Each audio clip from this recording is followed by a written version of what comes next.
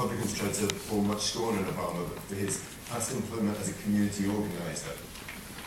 And the idea that it could be a job, a role called a community organizer, was considered to be a sort of left-wing ridiculous fantasy.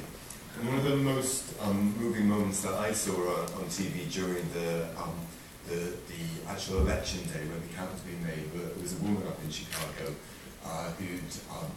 a woman probably in her 60s or 70s who's been interviewed about what was happening, and she said they laughed at us for community organising and the results were coming in showing that Obama had won.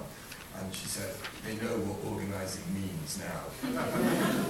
And so I'd like to ask the panel, maybe starting with you, because you talked about the we rather than the I. What is the role of organising in change?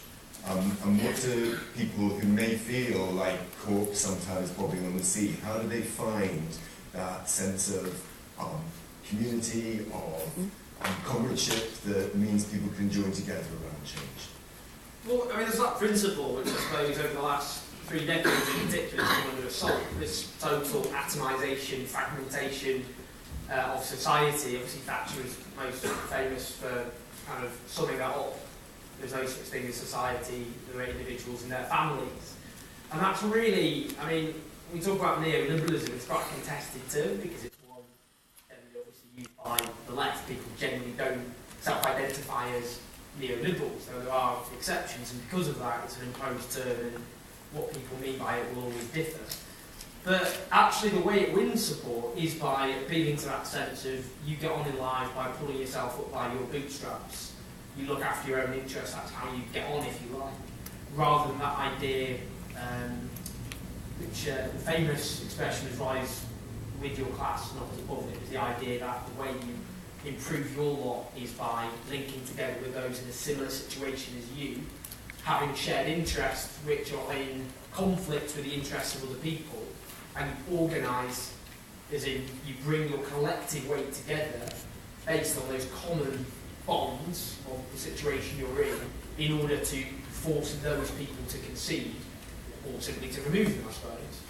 And that's become more complicated because we've become far more atomised and fragmented society. The sense of solidarity, which is easy for someone who looks like a 12-year-old but is a bit older, but nonetheless, to be very stinted about a world which obviously I was around at, and a world which I'm not going to glorify as a world of dirty, back-breaking jobs which often excluded women, that sense of solidarity is more organic, it could be built on more. And now, in the world in which we live in now, it is more difficult to build that solidarity, but without it, you don't get change, because you can only get social change, well, the clue is in the word social, through collective organising and using that way, collectively. Sure. I never normally disagree with Owen, but I'll just do it for a laugh. Yeah, go on. Because otherwise people get bored. I once was talking at the height of the War on Terror in Bristol, I think, to a very polished, enlightened audience, a bit like this one, but down in Bristol, and I was banging on about all the terrible things that were happening in freedom's name, ID cards and internment and extraordinary rendition, and at the end of this talk, and I'm thinking about this when Ben was speaking so beautifully and so inspiringly. At the end of this talk, a very nice woman who I subsequently saw on a TV show. She's obviously a very clever scientist and is now become a public intellectual and does documentaries and things.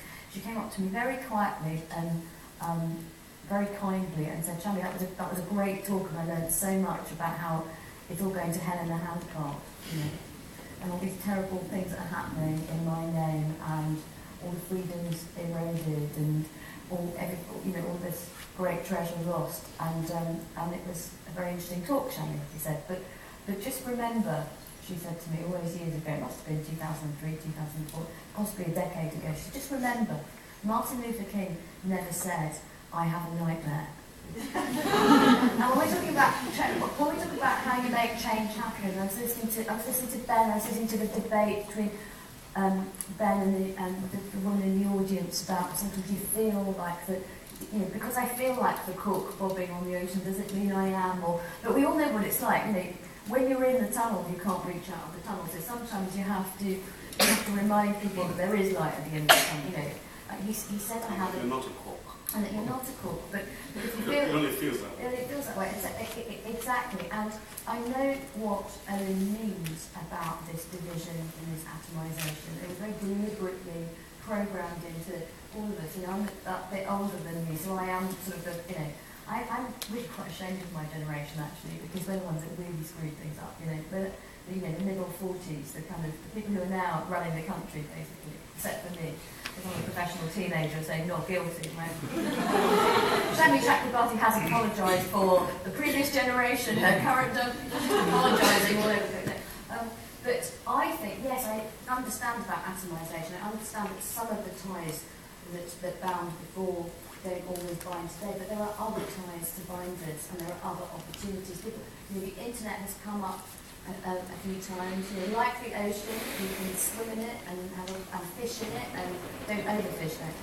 Or you can drown in it. You know, but it creates wonderful possibilities for people to reach out to different kinds of communities. The bottom line is, I think we are social creatures, and I believe that multiple identity isn't lefty 70s bullshit. I think it's the truth about the human condition. That is it, right? I happen to be, at the moment, the only woman sitting on this panel. Bad.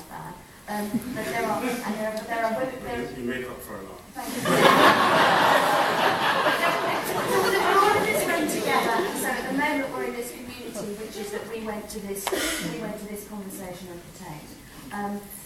Many of us are Londoners. Many of us are middle-aged. You look very young to me. And you know, I am a lawyer, I'm a mother, I'm a friend, I'm a Londoner, and these are all ties that bind. And the beauty of the internet in particular, and other tools we now have at our disposal, which the suffragettes and the Chartists did not have at their disposal, is that you can be sitting in Bradford and feel community and solidarity with someone in Gaza. And you can do that all over the country and all over the world. And we can raise the consciousness of the bad stuff that's happening. That's Chakrabarty banging on about how it's all going to hell in a handcart. And then Ben Ockery can come along and inspire because he has a dream, and we can do this. We have tools at our disposal which previous generations did not have. And look how well they did. When I was a kid, I never thought that I would live to see the end of apartheid in South Africa and the fall of the Berlin Wall. And I did. Because sometimes history just speeds up, like, really quickly. And people can do this stuff, and we've got, I believe, greater tools at our disposal than previous generations had. So we should just get up off our asses and use those tools.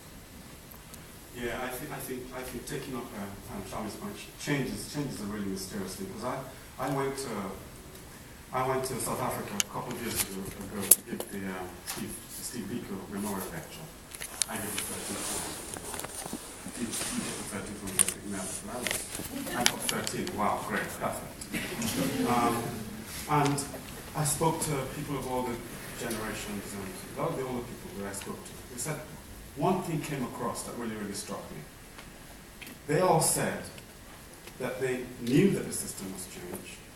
They kind of sensed in some way it was inevitable, but they didn't think it could.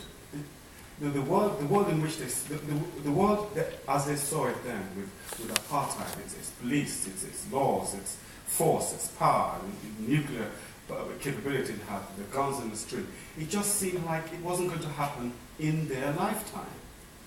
And we're talking about a majority here. They did not feel that it was going to happen in their lifetime. They thought it might happen in the lifetime of their children or their grandchildren. I tell you, change is a very mysterious thing, and sometimes it's an idea that travels around the world. I think Victor Hugo said something really amazing when he said that, you know, there's nothing more powerful than an idea whose time has come. You know, that itself is not something you can organize. It's one of the causes of organization. It's one of the causes of people coming together.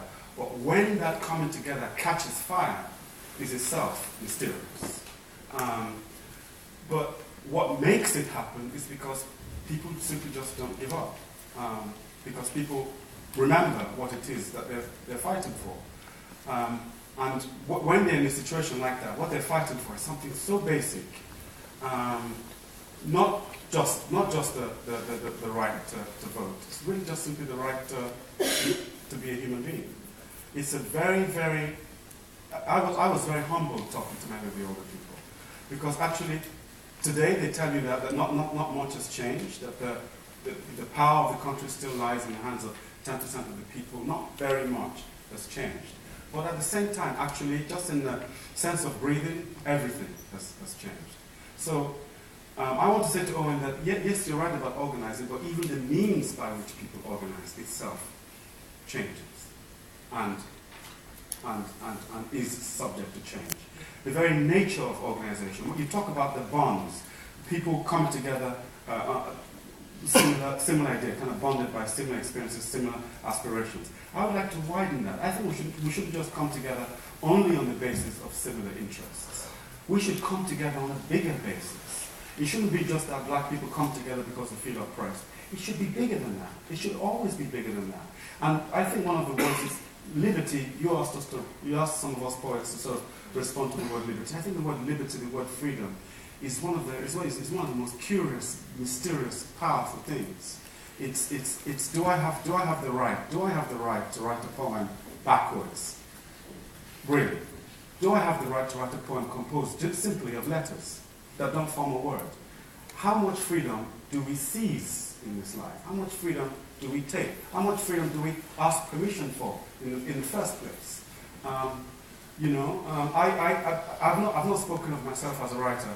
My whole journey as a writer has been a journey through impossibility. At every stage, I'm told by people, you cannot write like this. This is not the way the tradition is. This is not the way the short story is. This is not the way sentences are sequenced. This is not the way in which the novel has traditionally been structured. The novel is this, that, and that. Character, plot, blah, blah, blah, blah, blah, blah. And I've been fascinated by the simple question of what is it? What does it mean to make words, to read words on a page? What does it mean when you see the letter F-R-E-E on a page? What is T-R-E-E? Look at how similar those two words are, free and tree. What does it mean to sort of see a word on a page and to make it up in your mind? So when I keep going back to imagination with Matthew and consciousness, it's because of my fundamental attachment to the very core of how we make a reality. There's an old principle, almost a Gnostic principle of consciousness, that we make the world as we perceive it. When Sham said about Martin Luther King, he didn't say, I have a nightmare, I have a dream. That is such a fundamental difference. Because in a sense he had a nightmare. It could get worse. We saw a program on TV yesterday where these white kids in America were saying, yeah, they should bring slavery back. I have a nightmare, I have a dream. One is your reality, the other is your possibility. This is why language is so powerful. We have to be very careful about language. Language liberates the mind, or it can change it. I think we should create greater bonds between people, and the greatest bond is that we're here on this planet, we are responsible for it. If it is destroyed, it is our mutual responsibility. It's no longer a generational thing. It is just being alive that is a responsibility. Thank you. Matthew, in the Ministry of the Imagination, is it the role, particularly of artists, but maybe just of everybody, to imagine better futures, to imagine utopias that energize us, that give us a dream, or is it more complicated and more subversive than that?